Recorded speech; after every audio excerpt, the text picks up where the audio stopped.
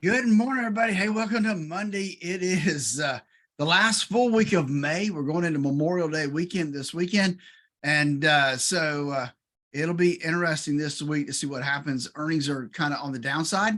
We'll talk about that and more when Dave joins us here in just a few seconds. Hey, before we do that, though, let's not forget that there are so many things in the world we live in that we just cannot control.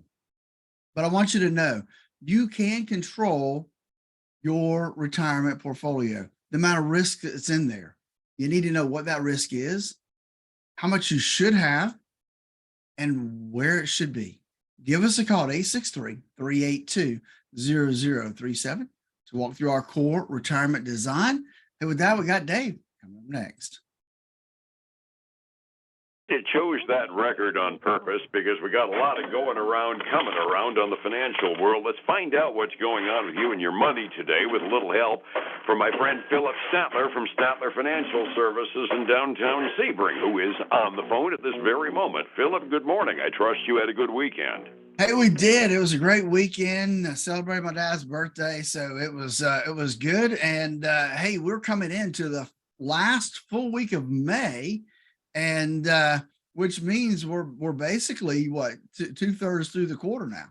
Absolutely. And it also means that the reports that we're going to be getting as the week progresses this week are going to be kind of the final look at an awful lot of really critical numbers before the middle of June Federal Reserve Open Market Committee meeting, which invariably has Wall Street sitting on edge, especially since they're improving the odds. I mean, it's still under 50%, but the odds are improving of another interest rate bump in the middle of June. So some of the stuff that goes on this week could be real, I won't say catastrophic, but they could be market movers of the first order, couldn't they? They could. One of the Fed presidents came out and said, hey, the June pause on rates wouldn't indicate an end to the cycle of hiking interest rates. But I think that there seems to be more optimism that we will not halt, but we will at least take a pause on interest rate hikes this next meeting. That we're going to cross our fingers on. We could use a little bit of a break on that, even though I always preach at it. No, absolute numbers, the interest rates aren't all that terribly high relative to history. But that having been said, as fast as they've gone up, we just need a chance to let these darn things gel and see what they've actually done to the economy. That's the gospel you and I have been preaching for a long time now. That's right. And we're going to get some of those numbers this week, Dave, when it comes to the PCE and the durable goods numbers.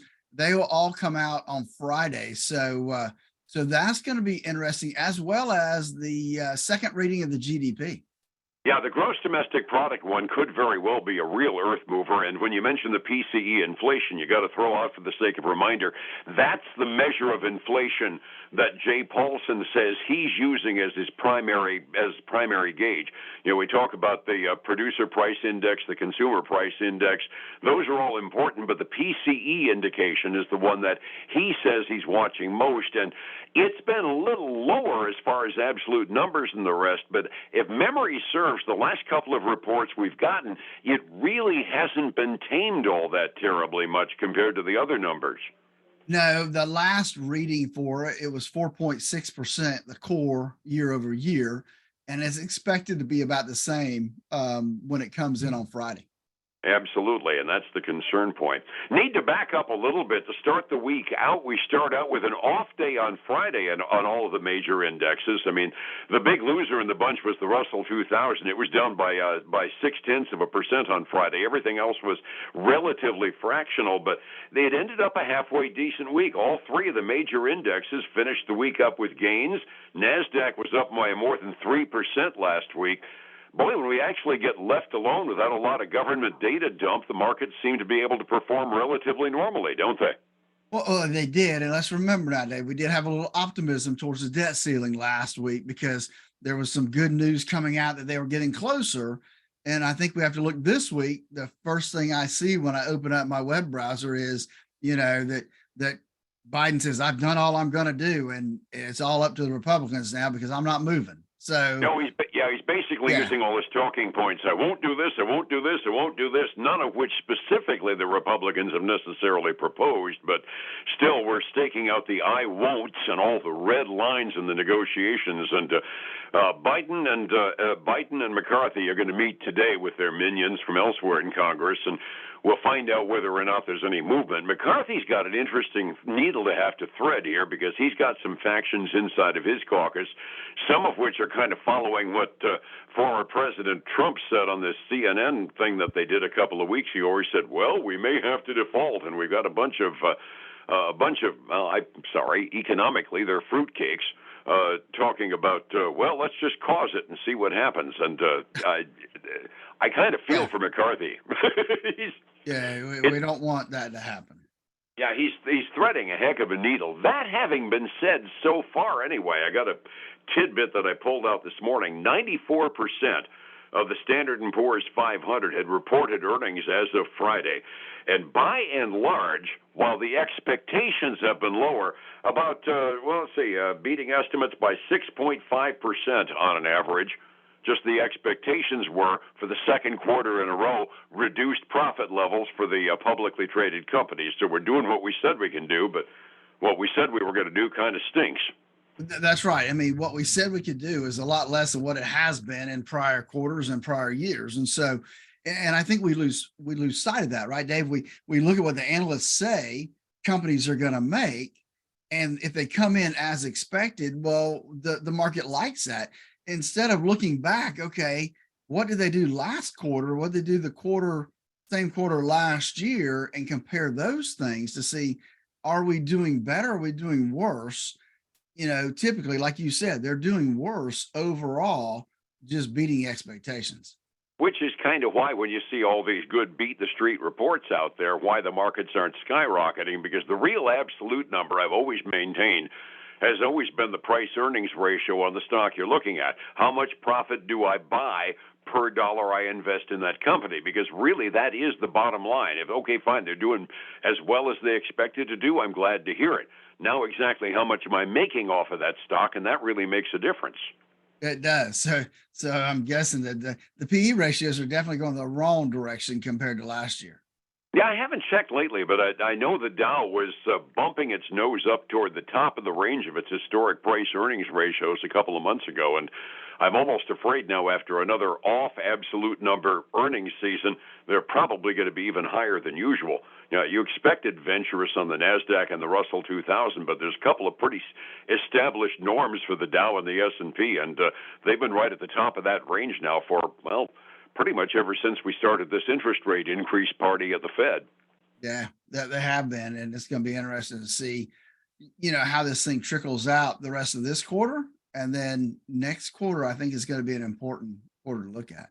Absolutely. So as mentioned, we got like 94% of the publicly traded companies on the big list anyway have now pretty well reported, and because it's Monday as well, we don't have a whole lot to talk about in terms of earnings per se, but you found some interesting downgrades. My gosh, they downgraded Apple.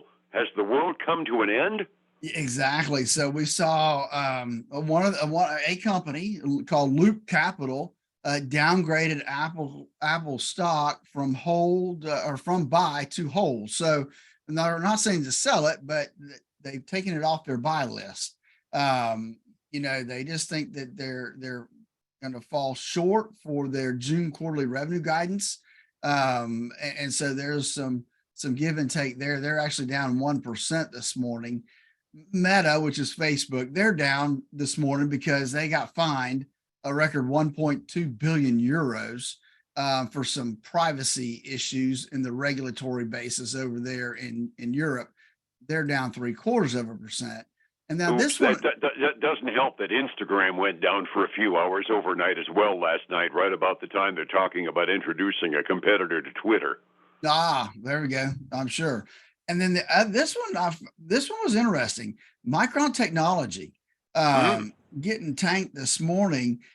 China's Cyberspace Administration came out, and they have borrowed operators of critical information infrastructure. I'm not sure exactly what that means, from purchasing products from Micron, saying that there's some some issues in their chip when it comes to safety. And so they're trading down as well, down 4.5% this morning. So that's a big, and then of course, Advanced Micro and NVIDIA, they've all kind of getting, caught up in that whole downslide too. And that kind of strikes me as one of those, boy, the world is upside down stories. China is saying one of our chips isn't secure enough for them. Does that sound like a little bit of an opposite conversation from what we've been having for the last 10 years? I think it's, I think it's just a play. And the last one I want to lead with you, because we talked last week about Foot Locker and remember how bad they missed on revenue and earnings. And now you put that with Nike, because Nike is a big provider for Foot Locker when it comes to sales. And so they're getting hit this morning. Nike's down 1.7 and Foot Locker's down another 2.3% this morning. That's enough to ruin your whole day. Yeah, really. Yeah, resetting the table. It was an off day, although in no way, manner, or form a catastrophic off day on Friday, as we kind of took a break from an otherwise good week. 45 minutes before the real money gets thrown around this morning, Phillip, what are we looking at? Well, there's no real money getting thrown around this morning, Dave. We got all flat numbers today. Nothing is moving the needle. I mean, you got the Dow up $7. You got the S&P 500 up less than $1. The NASDAQ 100 is down by 10. Nothing's moving at all. On the other side, though, now silver, we're seeing a little bit of move there, down 0.6% to $23.91 an ounce. Gold still below 2,000, down 1/4 to 1977. And then crude oil's back down significantly from Friday, because it was up almost to 73. It's down 17.17, down to $71.57 a barrel right now, Dave. We'll take that happily. My fear and greed index, by the way, has been tipping over toward greed. It was neutral for most of last week. This morning, investor moods generally tend toward being toward greedy, even though they're not buying much on the futures market right now. Overseas, the Asia-Pacific Rim, for the most part, was up at the close early this morning. European markets are kind of looking at ours and saying they're not doing anything, neither should we. So they're off by like 0.04%, 0.13%. It's negative, but it ain't very much over in Europe halfway through their day. Getting that retirement plan going so I know I can afford to live after I retire sounds real important, and it's getting more so to me every day. How do I find you to get a plan to make sure I can afford to retire, Phillip? Absolutely, Dave. You know, the closer folks are to retirement, the more important risk plays in their portfolio. That's why I designed the Core Retirement Design. Give us a call, 863-382-0037.